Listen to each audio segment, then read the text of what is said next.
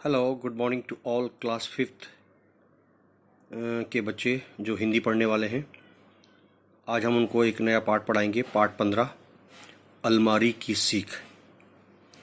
इस कहानी को लिखने वाले लेखक का नाम है, इस कहानी को लिखा है इंद्रजीत कौशिक जी ने, जो इस कहानी के राइटर हैं।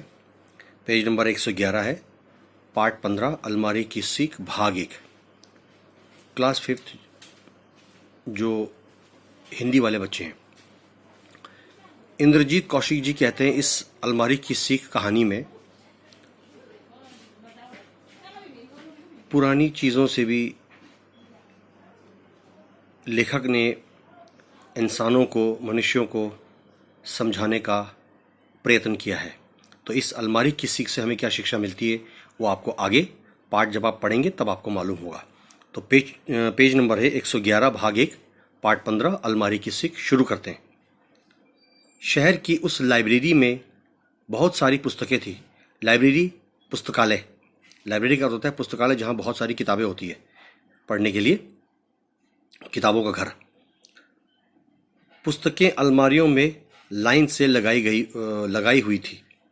स्कूल, कॉलेज के लड़के लड़कियां वहां आते, अपनी पसंद की पुस्तक निकाल कर पढ़ते और शाम को वापस पढ़कर उनको जमा करके वो लौट जाते। उसी लाइब्रेरी के एक कोने में एक पुरानी अलमारी भी रखी हुई थी, जिसे कई दिनों से खोला ही नहीं गया था। इस कारण उस अलमारी पर धूल जम गई थी। बहुत ही गंदा धूल, कूड़ा करकट उस पर फैला हुआ था। वहां पढ़ने वालों की नज़र उस अलमारी पर पड़ती तो थी। वहां पर जो भी आते थे लाइब्रेरी में, किताब घर में पढ़ने वाले सभी लोग उस अलमारी को देखते, पर वो ये सोचकर उसे नहीं खोलते थे कि उनमें रखी किताबें बेकार किस्म की होगी, उनमें कोई काम की किताब होगी नहीं। ये सोचकर उस अलमारी को कोई इतना महत्व नहीं देते थे। आगे देखिए। सर, इस अलमारी में क्या है? एक दिन एक लड़की ने व्यवस्थापक से पूछा। व्यवस्थापक का मतलब होता है प्रबंधक, यानी कि इंतज़ाम करने वाला, जिसे हम उसको इंग्लिश में कह सकते हैं लाइब्रेरियन। जो लाइब्रेरी की देखरेख करता है, किताबों को सही सिस्टम से लगाना, उनको साफ सफाई, उसके केयर करना, उसकी देखरेख करना, उसको कहते हैं व्यवस्थापक, लाइब्रेरियन। तो लाइब्रेरियन से एक लड़की ने, उस किताब घर में लड़की किताब पढ़ने आई, उन्होंने उस लाइब्रेरियन से पूछा, सर इस अलमारी में क्या है? अपने बारे में पूछे जाने से उस बंद अलमारी में रखी किताबों में कुछ हलचल सी मच गई। उन किताबों को लगा कि आज ज़रूर उन्हें भी कोई बाहर निकाल कर पढ़ने वाला है। मुझे नहीं मालूम, मैं नया नया आया हूँ, शायद इसमें रखी किताबें किसी काम की नहीं है, इसलिए ये अलमारी बंद पड़ी रहती है। व्यवस्थापक का जवाब सुनकर वो लड़की दूसरी तरफ चली गई। ये देखकर बंद अलमारी में पड़ी किताबों का मुंह उतर गया।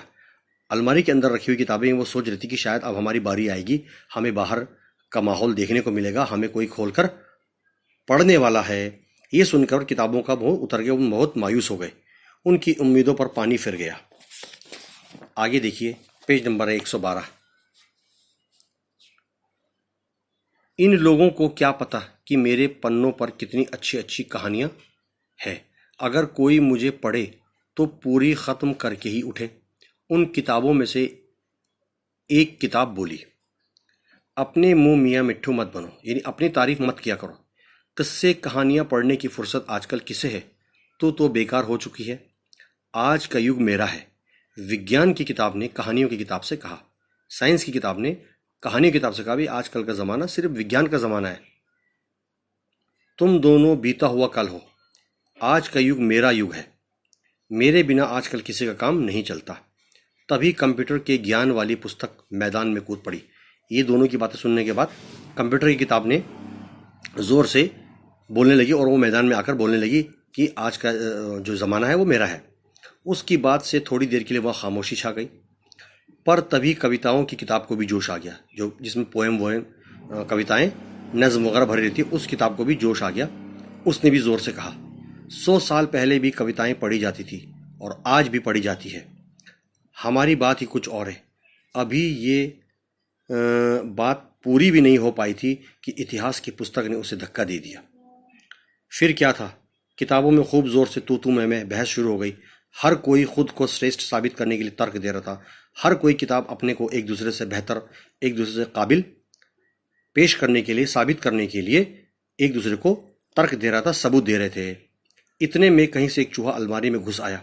किताबों को आपस में लड़ते झगड़ते देखकर उसका खूब मनोरंजन हो रहा था, उस चूहे को बहुत इंटरटेन हो रहा था। हमने पढ़ाया है पेज नंबर 112 का आधा, और इसका भाग 2 हम आपको कल पढ़ाएंगे। आप इसको पढ़ते रहिए और अच्छी तरह से रीड करते रहिए, समझते भी रहिए। धन्यवाद।